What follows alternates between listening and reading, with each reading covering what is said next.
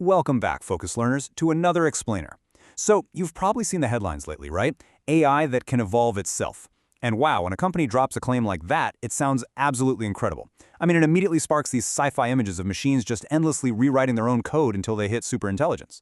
But if we take a step back and look at this from a calm, academic systems engineering perspective, that claim, it's actually really incomplete. Today, we're cutting right through the hype. We are looking strictly at the engineering reality to figure out the actual, literal mechanics of AI self-evolution. Okay, let's dive into this. The foundational concept we really need to grasp today is that improving a workflow is absolutely not the same as improving the model itself. Look, claims of self-evolving AI, they sound groundbreaking for sure, but they're kind of ambiguous, actually, unless we carefully distinguish between the different structural layers of the system.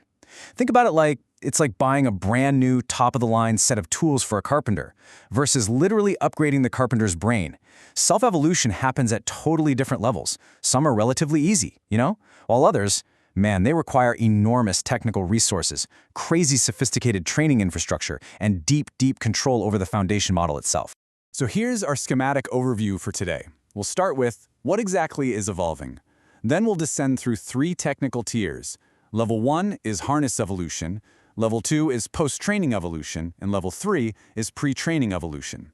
After that, we'll look at the whole coupled self-evolution system and wrap up with 5 evaluation questions. Section 1. What exactly is evolving? Demystifying the claim of self-evolution. To actually evaluate a company's claims, we have to start right at the surface. Whenever you see a massive headline about self-improving AI, this right here is the very first question you should be asking. What exactly is evolving? I mean, are they just changing the instructions given to the AI, or are they getting under the hood and altering the underlying neural network? Getting this framework right is crucial because self-evolution happens at vastly different levels. And as you'll see, those levels require vastly different amounts of compute, resources, and control. Level 1. Harness evolution. The external system built around the base model. Which brings us to our first architectural level, the harness. This is the external system built around the model that manages exactly how the AI operates. And the absolute key phrase here is without changing the base model itself. The base foundation model, it remains entirely untouched. Honestly, in a lot of cases, companies might just be calling existing model APIs, testing out different workflows, measuring the results, and, just keeping whatever design works best.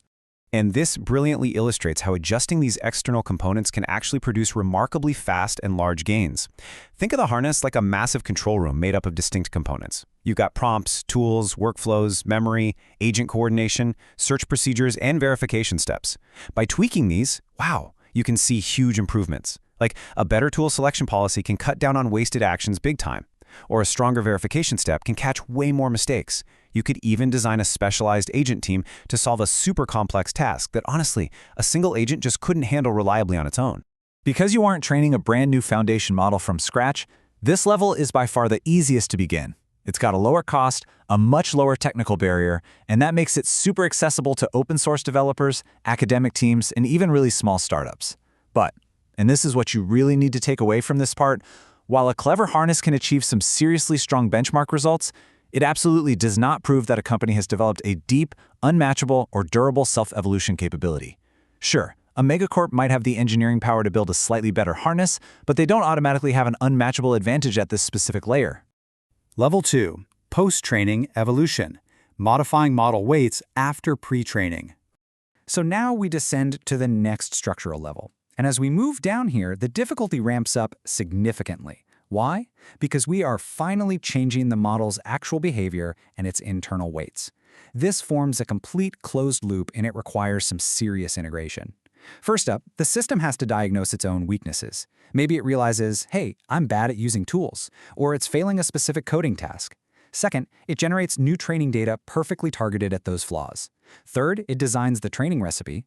Fourth, it literally retrains the model. And fifth, it evaluates the results to verify the fix and starts diagnosing again. This is vastly more demanding than just tweaking a workflow. We're talking large-scale computation, massive infrastructure, and deep, deep access to the actual model weights. But there is a massive, massive risk at this level. Strong verification is absolutely crucial here. Because an improvement on one metric, it might cause a hidden regression somewhere else. Just think about it. A model might look like it's getting way better at a specific coding benchmark, but silently, behind the scenes, it's becoming completely terrible at general planning. Without super rigorous verification, what looks like exciting self-improvement is actually just breaking the model in completely new, undiscovered ways. Level 3. Pre-training evolution, changing fundamental capabilities at the deepest layer.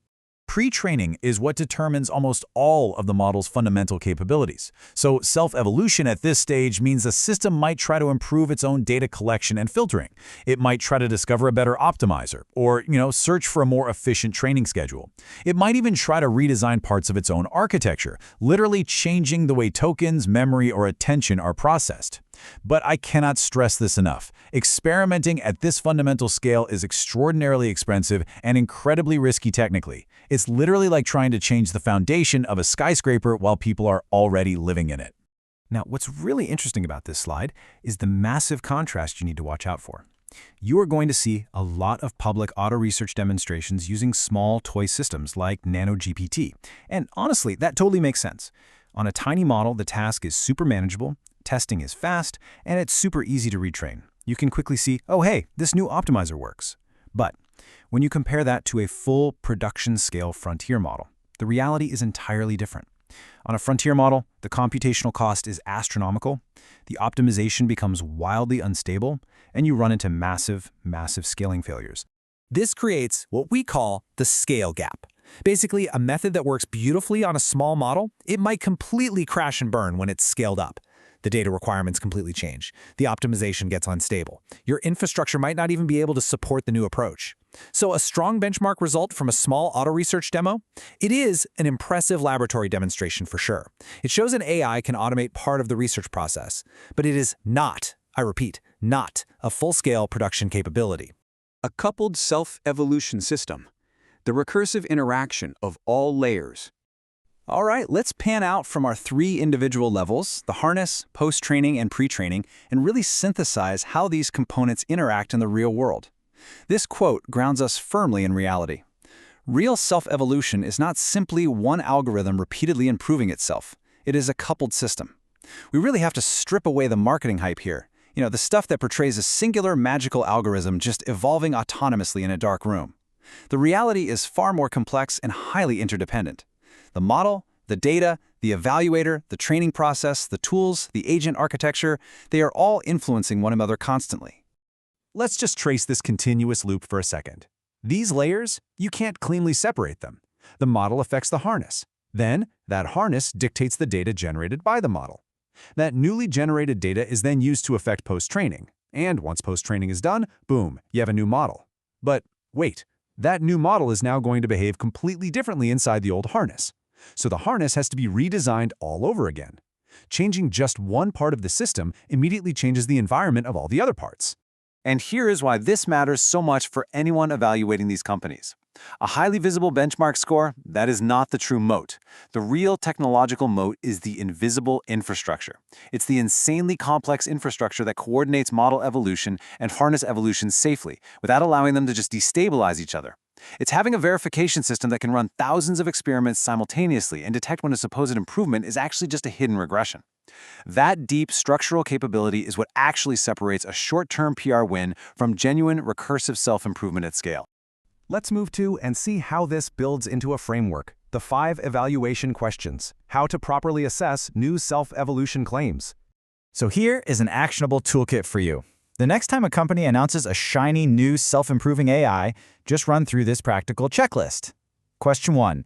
Which layer is actually changing? Is it just the external prompt workflow, or are they talking about the pre-training recipe? Question 2. Are the model weights actually changing? Question 3. Does the method scale to a massive production frontier model, or is it just a cute little small-scale demo? Question 4. How much actual human intervention was required behind the scenes to get that result? And question 5. Can it survive repeated recursive cycles without drifting and eventually degrading? You have to ask these, because ultimately, one successful benchmark does not prove recursive self-improvement. Look, completing a single successful loop, diagnosing a flaw, generating data, and retraining once, that's a really great engineering feat. But it is vastly, vastly different from sustaining dozens of recursive loops over and over again without experiencing recursive drift that eventually just breaks the entire system. So, as we wrap up this structure breakdown, I want to leave you, the focused learner, with this provocative question. Next time you see a flashy headline, based on everything we've covered today, ask yourself, is the system demonstrating a useful engineering technique, a promising research prototype, or a genuine, actual path toward recursive self-improvement? Thank you so much for joining me for this explainer, and I will see you next time.